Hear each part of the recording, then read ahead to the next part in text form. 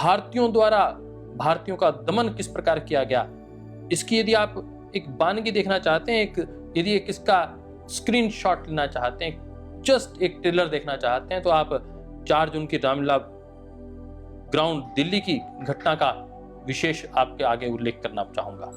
रामलीला मैदान का जो यह आंदोलन था वो पूरे विश्व में उसकी गूंज गई साहब। सुप्रीम कोर्ट को स्वयं संज्ञान लेना पड़ा कि किस प्रकार आपने रात को सोए हुए लोगों को रात को 1:30 बजे क्या आपको ऐसी आफत आ गई थी कि इनको आपने लाठी चार्ज कर दिया, गोलियां चलानी शुरू कर दी, गोले चलाने शुरू कर दिए, आग लगा दी?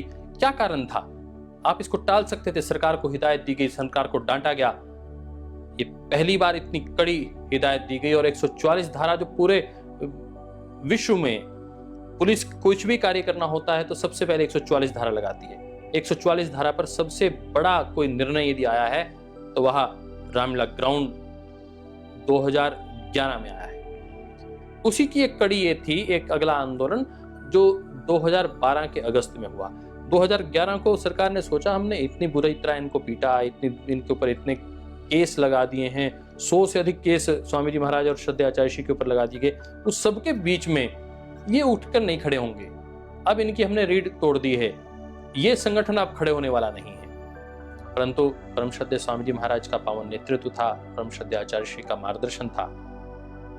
आदरणीय भाई राकेश जी, आदरणीय दीदी साध्वी देवप्रिया जी जो उस वक्त बहन सुमन जी के नाते कार्य करती थी, और मुझे डॉक्टर जयदीप आर्य को परम श्रद्धेय स्वामी जी महाराज ने अलग अलग क्षेत्रों में प्रवास करने के लिए भेजा। संगठनात्मक दृष्टिकोण से हम निरंतर प्रवास करते रहे, कार्यकर्ताओं के साथ चर्चा की, उनके भीतर जो अलग अलग प्रकार की भावनाओं को प्रेरित कर दिया गया था मीडिया के माध्यम से, उनका समाधान उन्हें मिला, सब कार्यकर्ता पुनः जोश में खड़े हो गए। और मुझे याद है कि 5 लाख से अधिक लोगों ने उस 6 दिन के आंदोलन में अपनी भागीदारी की थी। एक पुस्तक पिछले दिनों श्रद्धेय स्वामी जी महाराज के ऊपर प्रकाशित हुई, स्वामी रामदेव एक योगी एक योद्धा। भाई संदीप जी ने इसमें अपनी लेखनी को अच्छे से प्रामाणिक रूप से लिखने का प्रयास किया।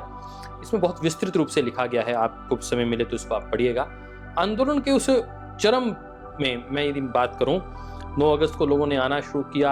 हमने रामलीला ग्राउंड बुक करवाया हुआ था, पहले देने में ही बहुत समस्या की। यूपीए सरकार थी और चारों ओर दिल्ली में उनका राज था, केंद्र में उनका राज था, पुलिस उनके अंतर्गत थी, और पुलिस को इतना था कि भाई हमने तो पहले से इनको खदेड़ रखा है, ये क्या टिकेंगे, कितने लोग आएंगे।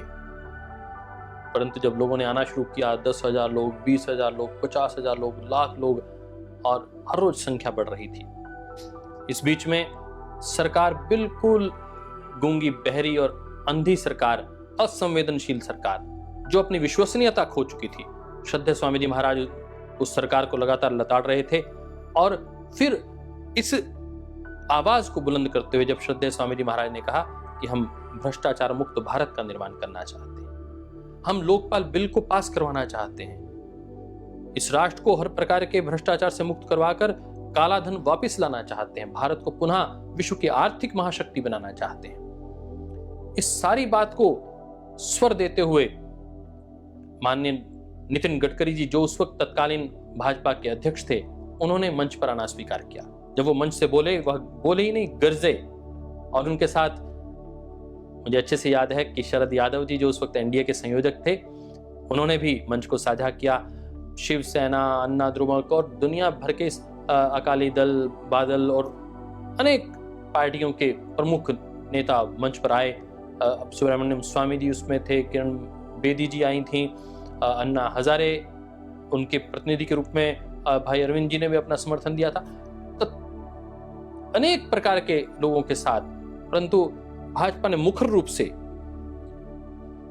और उस वक्त एनडीए ने सामने आकर जिस प्रकार आंदोलन को गति दी, शक्ति प्रदान की, हम उनके आभारी हैं। और वह एक लक्ष्य की ओर जाता हुआ आंदोलन था।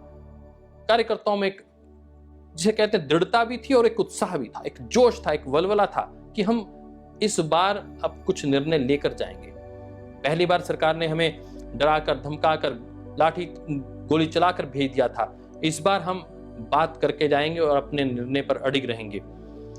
और जैसे जैसे वातावरण आगे बढ़ रहा था, समय कालखंड आगे बढ़ रहा था, 13 अगस्त को श्रद्धेय स्वामी जी महाराज ने पार्लियामेंट की ओर चलने का आह्वान किया। लोगों ने कहा पार्लियामेंट का घेराव करने जा रहे हैं। श्रद्धेय स्वामी जी महाराज ने कहा कि हम घेराव नहीं करने जा रहे, हम उस पार्लियामेंट से पूछने जा रहे हैं जो लोकतंत्र का सबसे बड़ा मंदिर है, उस लोकतंत्र के मंदिर से पूछने जा रहे हैं कि क्या भ्रष्टाचार के सभी लोग यहीं आकर स्थापित होंगे? कांग्रेस जो भ्रष्टाचार की जनक बन चुकी है, इस वंशवाद की जो नायिका, ये जो अधिनायकवाद की प्रक्रिया चल रही है, जो साम्राज्यवाद की जो प्रक्रिया चल रही है, इसको उखाड़ फेंकने का समय आ गया है। और हम भारत की संसद में बैठे हुए जो लोग हैं, उनसे ये बात करने के लिए जाना चाहते हैं। आखिर वह आंदोलन में रामलीला मैदान से जब हमने चलना शुरू किया, वह दृश्य अद्भुत और अविस्मरणीय है। पुलिस ने बाहर निकलते ही श्रद्धेय स्वामी जी महाराज को गिरफ्तार कर लिया और गिरफ्तार करके वह अपने जिप्सी में बिठाना चाह रहे थे। मुझे अच्छे से याद है, एक डीसीपी यादव जी थे, उन्होंने पूरा प्रयास किया कि स्वामी जी महाराज, परंतु कार्यकर्ताओं ने कहा कि अब हम स्वामी जी महाराज को अकेले नहीं जाने देंगे, क्योंकि हमें पता था कि 2011 की घटना में श्रद्धेय स्वामी जी महाराज को जिस प्रकार मारने की उन्होंने योजना की थी यूपीए सरकार ने, उस बात को हम भूले नहीं थे। और कार्यकर्ताओं ने मानस बना लिया था, हमारे कुछ कार्यकर्ताओं ने मिलकर ये योजना बना ली थी कि हम श्रद्धेय स्वामी जी महाराज को अकेले नहीं छोड़ेंगे। और हुआ भी ऐसा। हमने सबने मिलकर पुलिस पर दबाव बनाया और पुलिस को आखिर श्रद्धेय स्वामी जी महाराज को बस में लेकर जाने के लिए मानना पड़ा। और जैसे ही बस पर श्रद्धेय स्वामी जी महाराज बैठे, कार्यकर्ता तो श्रद्धेय स्वामी जी महाराज के साथ साथ, और जब वो काफिला चलना शुरू हुआ कि पहले था कि श्रद्धेय स्वामी जी महाराज को गिरफ्तार करके तिहाड़ जेल लेके जाएंगे, फिर पता चला बवाना लेकर जाएंगे। दिल्ली पुलिस के सामने 13 तारीख की 2 बजते बजते 3 बजते बजते आवाज उठनी शुरू हुई और उधर से पार्लियामेंट चल रही थी, संसद चल रही थी। और अभी कुछ दिन पहले हरियाणा की वह बेटी सुषमा स्वराज जी, जिनकी पुण्यतिथि थी, उनको नमन करता हूं, उन्होंने संसद में आवाज उठानी शुरू की। ये स्वामी जी महाराज क्या कह रहे हैं? इतना ही तो कह रहे हैं कि काले धन के विषय में बताइए, कितना धन बाहर जमा है, किन किन लोगों का जमा है, उसको कब तक वापस लाएंगे आप? भ्रष्टाचार मुक्त भारत की बात कर रहे हैं, बताइए 2G स्कैम क्या है, कोयला की जो इतने बड़ा स्कैम हुआ है उसके विषय में आप बताइए कुछ। उस वीरांगना ने अपनी बात रखनी शुरू की, हम उनको भी नमन करते हैं। पूरा संसद ही नहीं, संसद के बाहर जो जनमानस था वह भी एकजुट हो गया। इधर श्रद्धेय स्वामी जी महाराज का काफिला चल रहा था संसद की ओर, अंदर से संसद से आवाज गूंज रही थी सुषमा स्वराज जी की, पूरे विपक्ष की। जब विपक्ष सारा एकजुट हो गया, कांग्रेस के ऊपर दबाव बना और श्रद्धेय स्वामी जी महाराज को फिर देखते देखते जब लोगों की भीड़ बढ़नी शुरू हो गई और वह भीड़ बढ़ते बढ़ते हजारों की संख्या में लोग पैदल ही श्रद्धेय स्वामी जी महाराज की बस के पीछे चलने लगे। पुलिस कहां लेके जाए?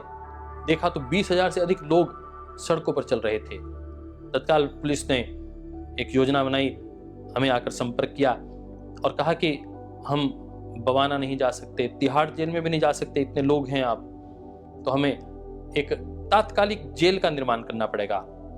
और मुझे अच्छे से याद है कि उस वक्त कि जो डीसीपी साहब थे उनसे मैं निरंतर संपर्क में था। उन्होंने कहा कि हम अंबेडकर स्टेडियम को अपनी जेल बनाते हैं। अंबेडकर स्टेडियम आपको पता है, दिल्ली के बिल्कुल सेंटर में अंबेडकर स्टेडियम है। उस अंबेडकर स्टेडियम को जेल के रूप में परिणत कर दिया गया। साहब 20-25 हजार लोग लगातार पैदल चल रहे हैं, बीच में श्रद्धेय स्वामी जी महाराज बस पर खड़े हैं, वह दृश्य आपके सामने है।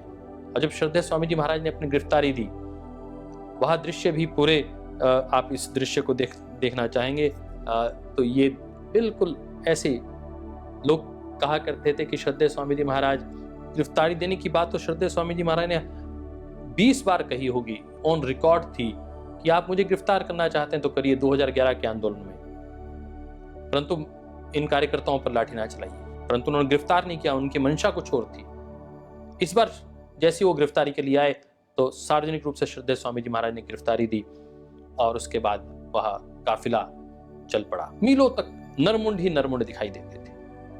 उस सब के बीच में पूरे देश में ऊपर से बरसात हो रही थी और तिरंगा झंडा लेकर वो पूरी तिरंगे की यात्रा मुझे आज भी स्मरण आता है। मेरे सामने वह दृश्य चल रहा है कि तिरंगे की यात्रा चल रही है। इस प्रकार से हजारों हजारों कार्यकर्ता चल रहे हैं और 20,000 से अधिक कार्यकर्ताओं ने उसके बाद लगभग शाम के 5-7 बजे के आसपास अंबेडकर स्टेडियम पहुंचे। चारों ओर से पुलिस ने अंबेडकर स्टेडियम को घेर लिया और 15 अगस्त का कार्यक्रम को लेकर सुबह सुबह ही वहां के डीसीपी संपर्क में आए। उन्होंने कहा हमें श्रद्धेय स्वामी जी महाराज से बात करनी है। श्रद्धेय स्वामी जी महाराज को उन्होंने बार बार ये कहा कि हमें आपसे एक विनय करना है कि आप राष्ट्रभक्त हैं, आप इस राष्ट्रीय महोत्सव का सम्मान करें और अपने कार्यक्रम को स्थगित कर दें, अपने आंदोलन को स्थगित कर दें। माननीय अटल बिहारी वाजपेयी जी के समय में जो लॉ मिनिस्टर रहे श्री राम जेठमलानी जी, राम जेठमलानी जी कानून के जो कानूनविद हैं, एडवोकेट्स हैं, वो बहुत अच्छे से जानते हैं कि वह बहुत दृढ़ एक नेता थे और सबसे अच्छी बात यह थी कि वह सीनियर लॉयर होने के साथ जो बात कहते तो बहुत प्रामाणिक रूप से बात कहा करते थे। मुझे अच्छे से याद है कि अंबेडकर स्टेडियम में जब 14 अगस्त की सुबह श्रद्धेय स्वामी जी महाराज का उपवास खोलने की बात थी तो दलित परिवार के बच्चे, आसपास के दलित परिवारों के बच्चे स्वयं सामने आए। उन्होंने कहा हम श्रद्धेय स्वामी जी महाराज का उपवास खुलवाना चाहते हैं। उन छोटे छोटे नन्हे नन्हे बच्चों ने अपने नन्हे नन्हे हाथों से श्रद्धेय स्वामी जी महाराज को जूस पिलाकर उनका उपवास खुलवाया। और जब उपवास खुलवाने की बात आ रही थी तो मुझे याद आया कि आन्या बहन सुमन जी और मुझे भी पिछले 7-8 दिन तक लगातार उपवास करना का अवसर मिला और हमें भी श्रद्धेय स्वामी जी महाराज ने अपने पावन कर कमलों से जूस पिलाकर हमारा भी उपवास खुलवाया था।